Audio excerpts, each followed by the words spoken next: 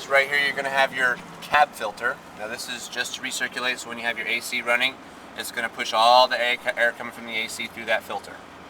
Alright, that's the cab filter. This is the intake filter. You want to change this every 3,000 miles with your oil. That's the oil fill. Right here you're going to have your radiator coolant. DEF fluid. Now this unit's equipped with something called diesel exhaust fluid that helps the exhaust burn a little hotter, run a little bit more efficient.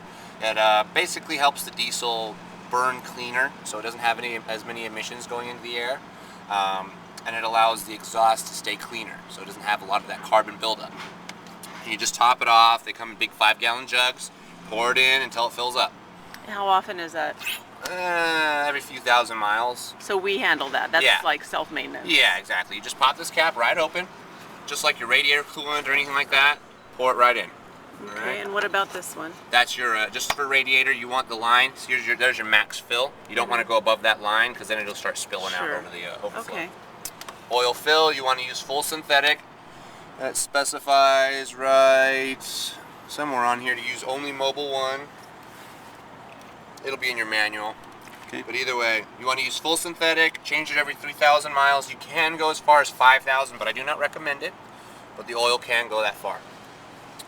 Right here you've got a little connection. Notice there's no battery up in the engine compartment. That's because it's underneath the driver's seat. So you would hook your positive jumper cable to that one, and then your ground jumper cable would connect to this little probe if you needed to jump start the coach. Right here's brake master cylinder, windshield wiper fluid, and then power steering is right down here. Kind of hard to see, but it's this fluid. little, so these are all cap. the fluids. Exactly. And is this full or is yeah, this they're all full. Gotcha. They've all been topped off, checked, and maintained. So you're ready to roll. Got plenty of fluid all around.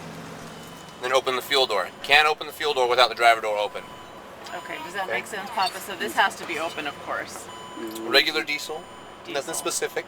So it's on your driver's side. So the fitting with yes. gasoline. Yeah, gas filter. Exactly. All right, Okay. so we got slide control module. This would be for a technician if he was going to come out and override the slide.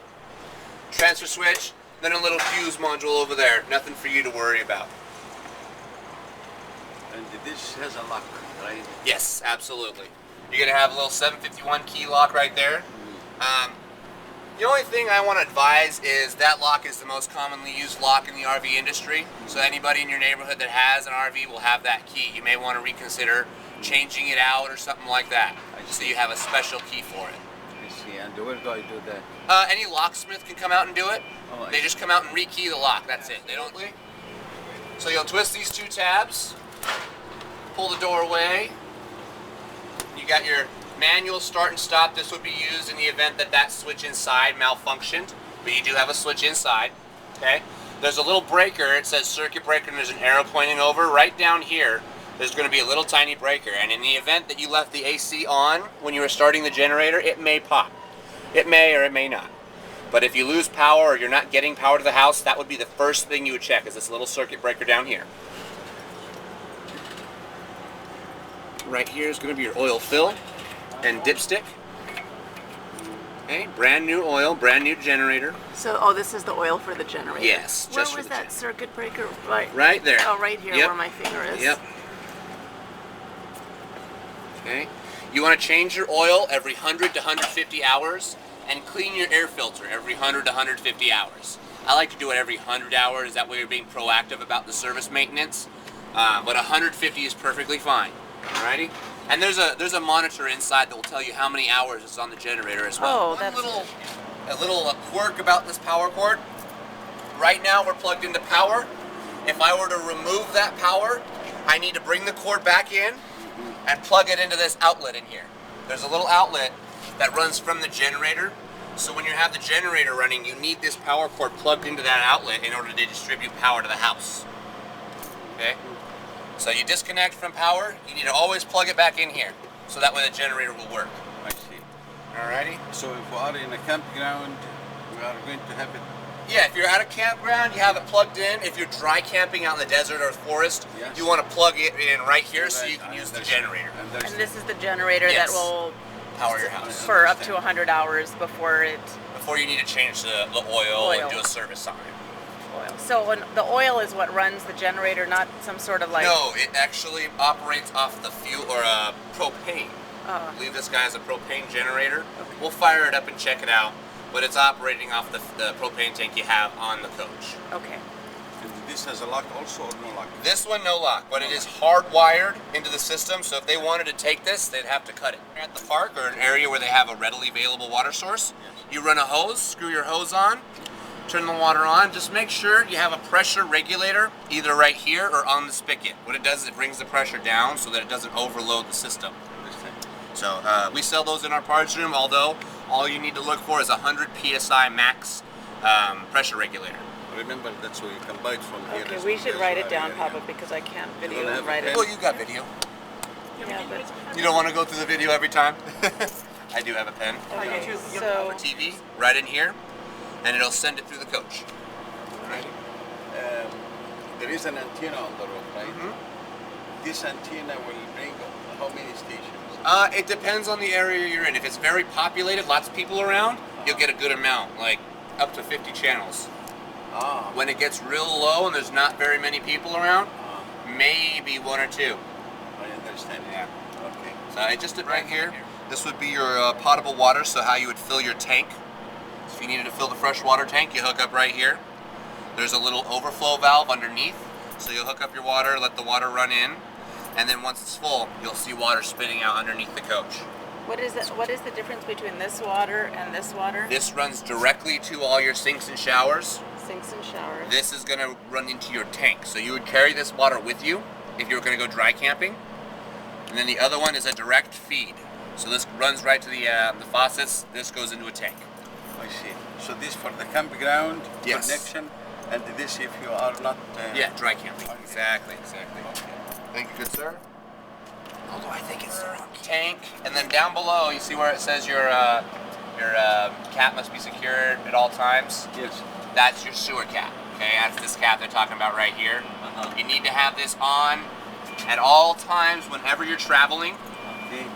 And then once you got to your park or your campground, you'd unscrew it, hook your sewer hose on. That's another thing that would be taken care of by my gift certificate. But you always pull the black valve, which is down here. Always pull the black valve first. Oh, that's closed, I think. Nope, there we go. And then the gray valve, okay? The black is all of your toilet waste. The gray is going to come from your sink and shower. So they have to be closed all the time? Yes, close them up all the time with the cap on, and then once you get to your campground, unscrew this, and you still need to keep the valves closed until they're full. Once they fill up, then you drain them out. Do we have, the tube is something we buy and connect to something at the campground or whatever? It's a sewer hose. I saw something, Steve, on one of your videos, that this elbow here is kind of clear. So when you wash it... We have those in our parts room, absolutely. Yes, so what do you call it? It's just a clear elbow. Clear elbow. For the sewer tank, for or a sewer valve. And what does that do? What it does, it's a clear window that allows you to see the flow. Oh, to see how clean. Gotcha. Yeah, exactly. And then you can run water into the system by stuffing a hose into the toilet, and then that'll flush the system as well. Okay. That way you can see when it runs clear. And the hose now, where do we store it now? The sewer hose will be stored right in here. Ah. Okay? Just pulls out, pops back on. This is going to be an exterior shower. You'll get hot and cold water out here. So when the little one makes a mess, you don't want to take her in and shower her in the shower if she's got sand or dirt. If you guys have sand or dirt on you, you want to rinse off out here rather than getting that sand and dirt in the gray tank. Yes.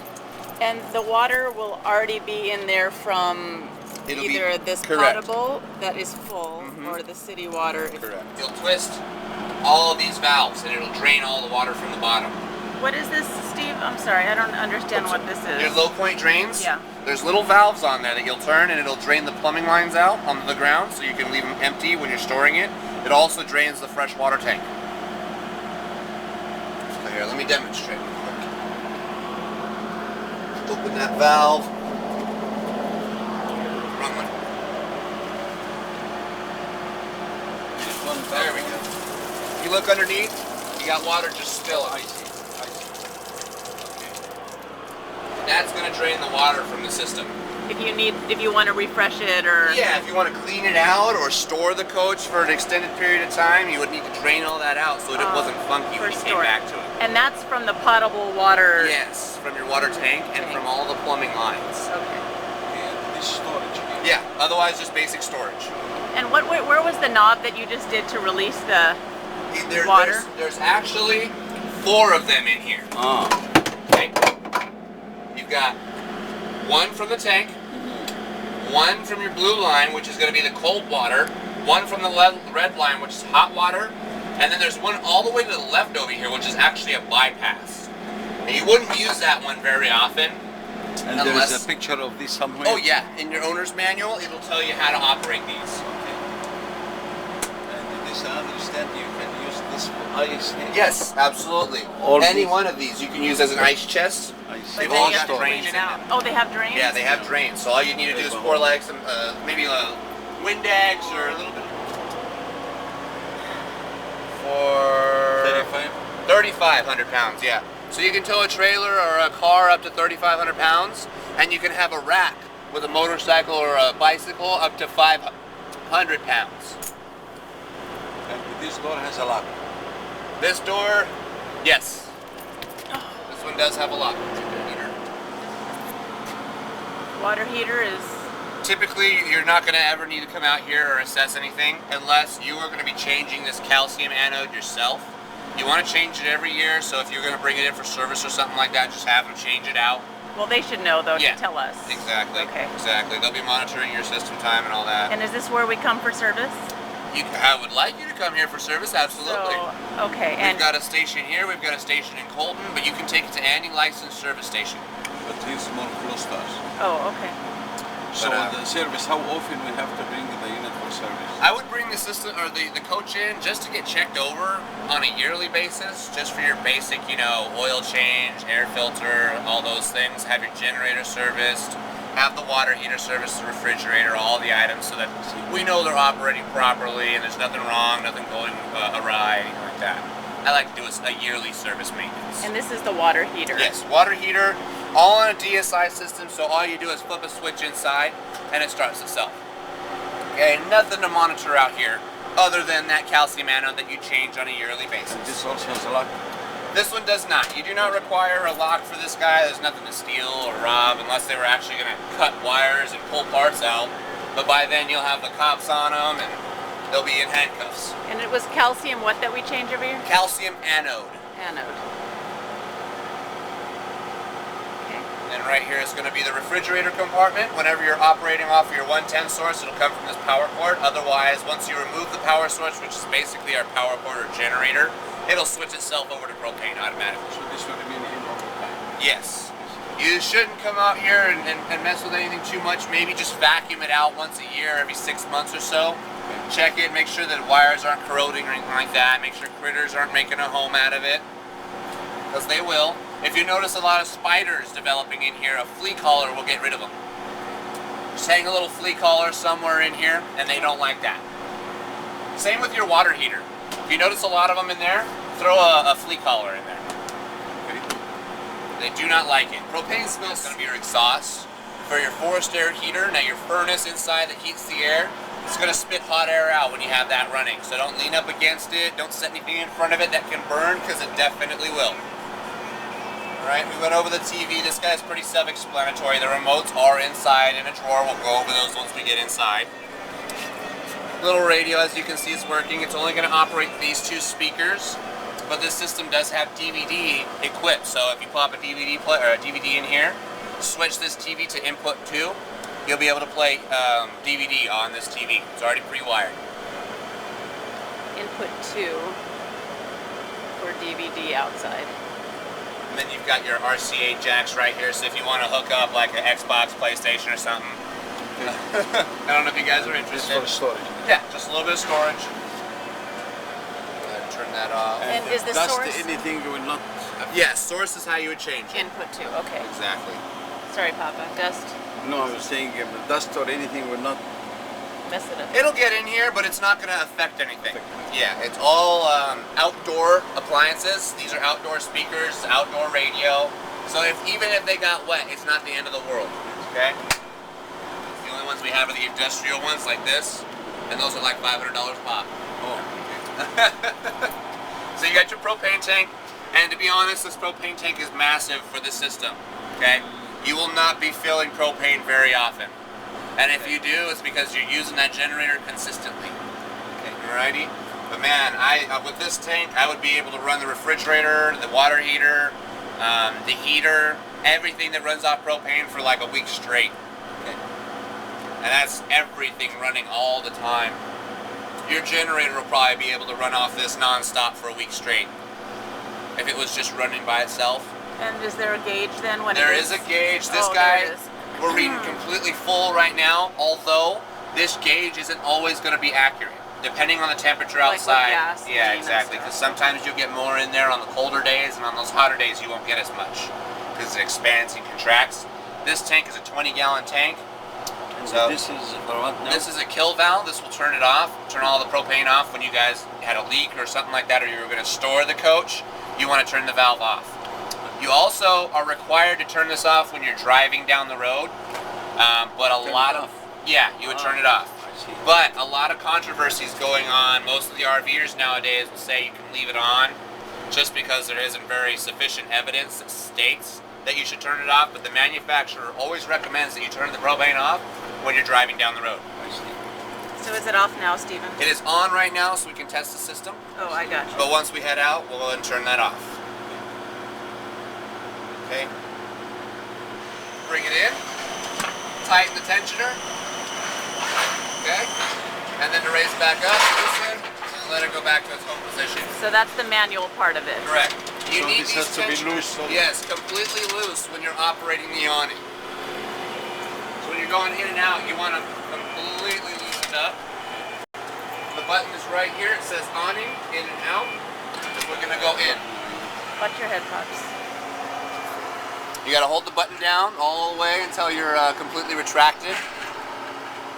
And then afterwards, there's no locking to do, no latching. It's good and it's snug. It's not going anywhere. This is going to power the house. The one powering the engine's underneath your driver's seat, you remember. The only thing going on right here is you got a transfer solenoid. Occasionally this pops when the battery drops too low. So if the battery drops too low, you need to turn the engine on and let it charge up a little bit. This is the so-called auxiliary battery? Yes, this is your auxiliary battery. We have one or two? One battery for the house, one battery for the engine, so you have two. But you have room to expand if you want to. You can put another battery right here. Or maybe two 6-volts. It's up to you. This is a how many volts? This is a 12-volt. Oh, 12. Yes, a single 12-volt. It's going to give you plenty of power. You should never have any draw issues with one 12-volt just because the system's very efficient. Okay. Doesn't require a breaker panel for all your 110 power. And these are your fuses for all of your DC or 12-volt power. So anything from the battery, anything from the power quarter generator. These are just typical automotive fuses, so it'd probably be a good idea to have a couple 15, 5, and 40 amp fuses in the coach all ready to go. But it does label them on either side, telling you what it goes to, where it's going to affect. Anytime one of them pops, you've got an LED next to the fuses that you can see through this window. So if you see a red light coming through this window, you know that one of the fuses have popped. So 5, 40, and 15, and 15. fuses. Absolutely. We'll get those. This is going to be the main disconnect for your house battery. This one right here. So when you were going to store it, you turn it off.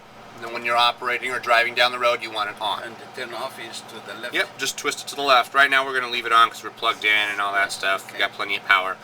Right here you got, this is going to be a little light on the, oh no, step switch, sorry.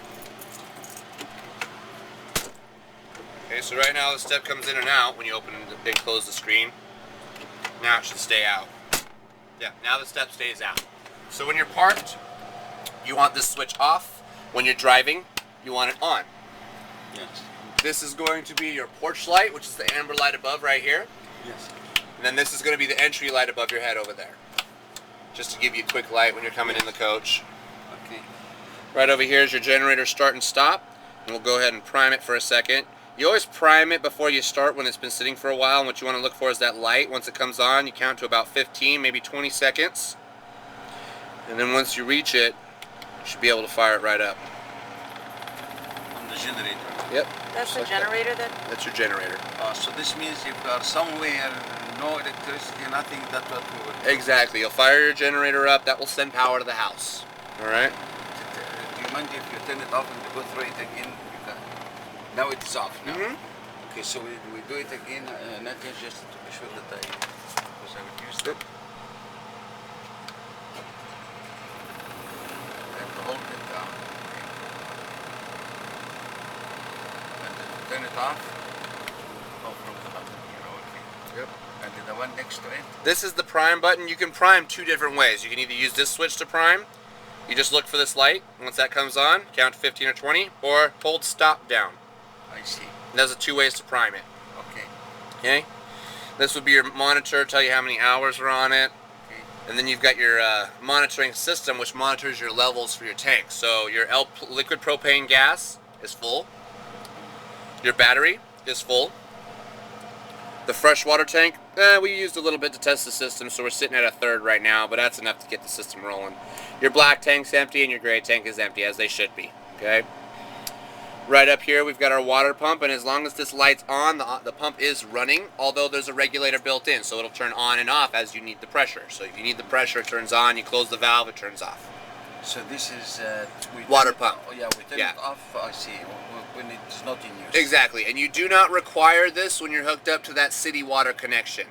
When you're running off city water, the pressure from the city goes right through the coach. When you fill up your tank, you require this.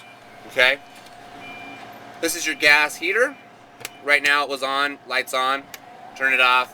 Most of the time though, when the heater's cold and you turn it on, this DSI fault light will turn on and then turn off once the heater lit.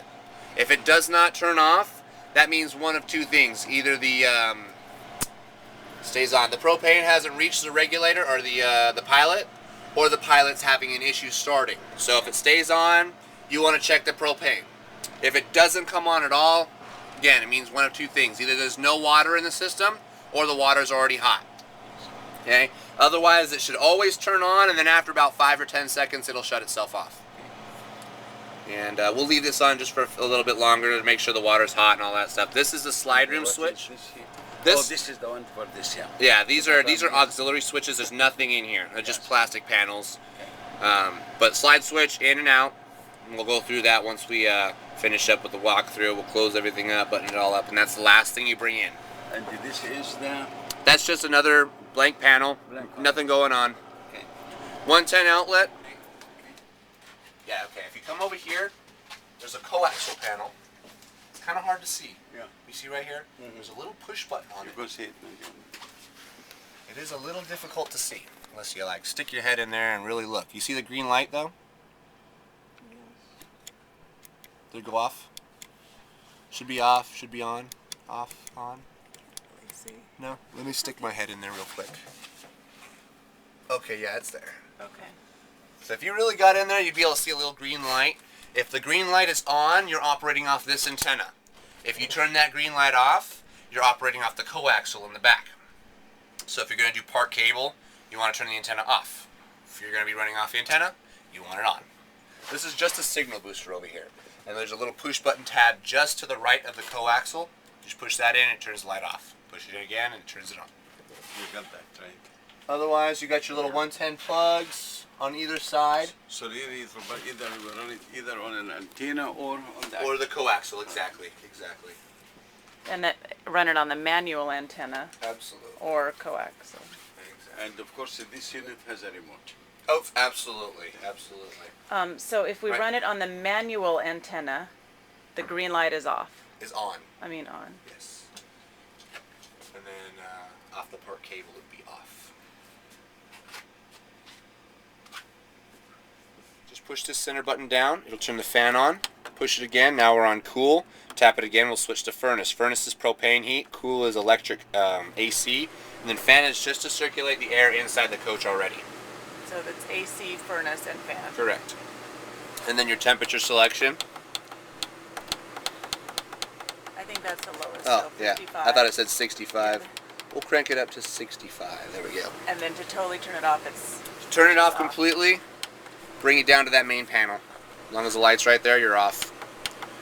We'll leave it on for a little while. Make sure it's actually cooling down and the Freon circulating. Yes. Oh, I see. The little green light says cool. Okay, so for the microwave, you have to have an external power source, Correct. either the generator on or the power cord outside.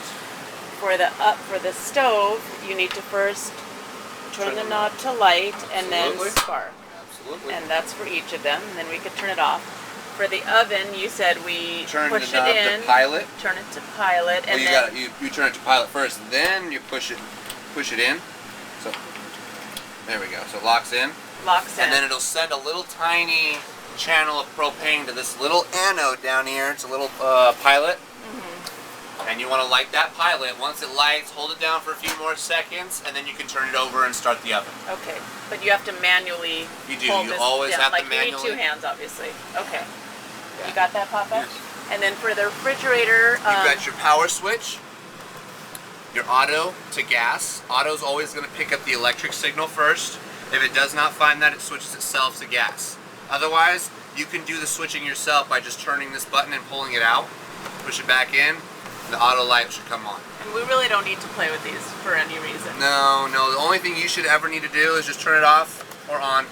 This check light will come on initially and then turn off.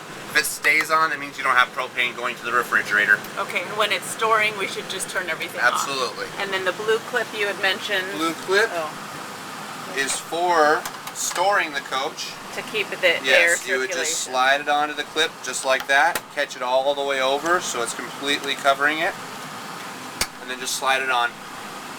It keeps keeps it open so you can have circulation, no mold or mildew. And you have one for the freezer as well. Absolutely.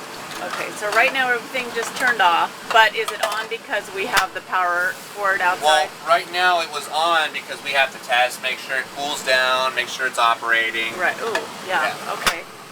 But now we're off. Now we're off because it's still gonna go keep everything cool. Yeah, right now as long as they're closed, you'll have at least 4 hours of this temperature that it's holding in there. As long as you're not opening and closing the refrigerator, you'll keep cool. But if you have food in there, you need to keep it cool. You'll want to run the propane or the electricity somehow. Okay, so if we're parked at a beach and overnight, so we obviously won't have an electricity source, we just come down here and turn on the generator. You can turn the generator on, or it will automatically switch itself to propane. Gotcha. Once they realize it's not connected to the cord. Propane operates, it takes a tiny little draw off the battery just to spark up the system. Once the system's on, it doesn't require any electricity to keep running. Detector. Carbon monoxide and propane detector. Okay. Green light means you're operating. There's a little red light next to it. The red light will come on when you have a leak, either carbon monoxide or propane. Oh. And it also makes a little audible alarm that will tell you when it's a leak. It's constant beeping, or there's a little pattern, just like that. If you ever hear that beep when you come out to the coach, that indicates that the house battery has dropped just a little bit too low, and it's telling you to turn it on or fire the generator up, plug it in, something to recharge the batteries. And you can charge the batteries either by running the generator, turning the motor on for the coach, or plugging it in. Okay, that makes sense. Did you understand that, Pop? Yes. You do a little jiggle, pop you guys out. One arm always comes out and one stays behind. It's never going to be nice to you. It's always going to make you work for it. But these just basically kind of slide back here, put them wherever you want. And then just take it, slides. The molding right here is kind of getting in the way, so you'll have to slide one end in and then lift up the cushion to get the other side in. Once you do, pull this cushion away, slide it in there. You've got this little cushion. That's your little filler. There you go. Now you got your nice little lounger. You can kick back, relax, put the feet up. That's really cute. You guys can get some really nice floor plan. Really good colors. You mix the light wood with dark fabric. Looks real classy. Nice, rich, yeah. Yeah. Very classy look on this Prism.